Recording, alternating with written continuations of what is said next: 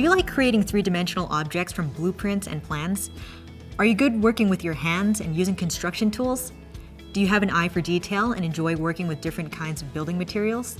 If all of that describes you, you might want to finish your job search and check out a career as a lather.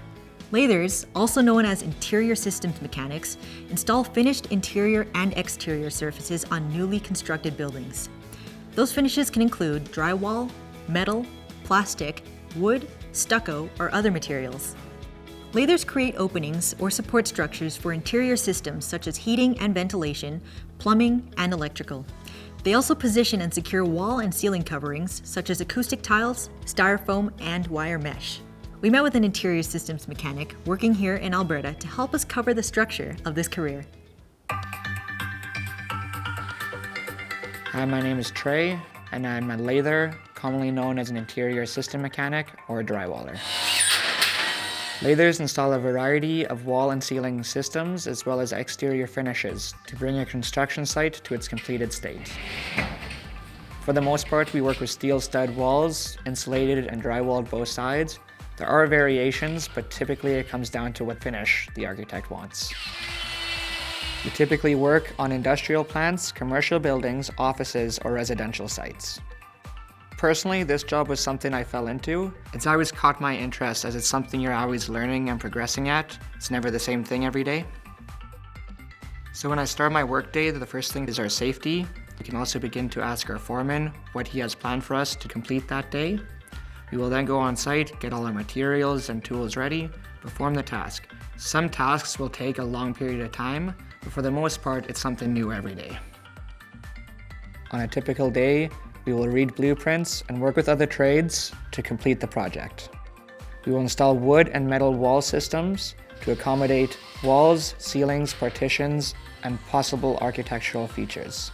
We also install metal doors, window frames, access hatches, and insulation. The personal protective equipment that you will always need to wear is your hard hat, safety glasses, high-vis vest, as well as work boots and gloves. Working with steel, you're constantly around sharp edges, and having good cut-proof gloves will be a must. Some of the skills a lather will need is hand-eye coordination, accuracy, problem-solving skills, as well as working by yourself or with others. Some of the physical traits a lather needs is to be physically fit, as we're expected to lift up to 25 kilograms, as well as to be comfortable working on elevated platforms, scaffolding, or ladders.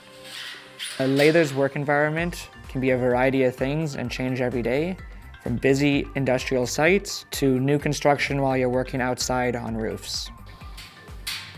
A lather will typically work 40-hour weeks, although sometimes overtime will be a factor in order to get a job complete on time.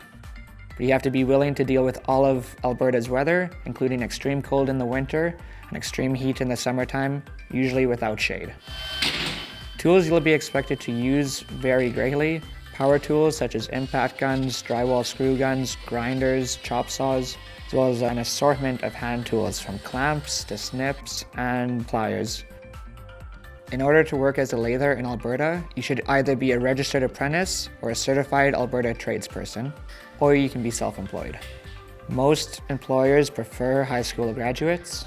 The term of apprenticeship is 3 years, and you're expected to do 1,560 hours on-the-job experience, followed by 8 weeks of technical training each year. A lather, after his 3 years of apprenticeship, will take an interprovincial test to receive his Red Seal.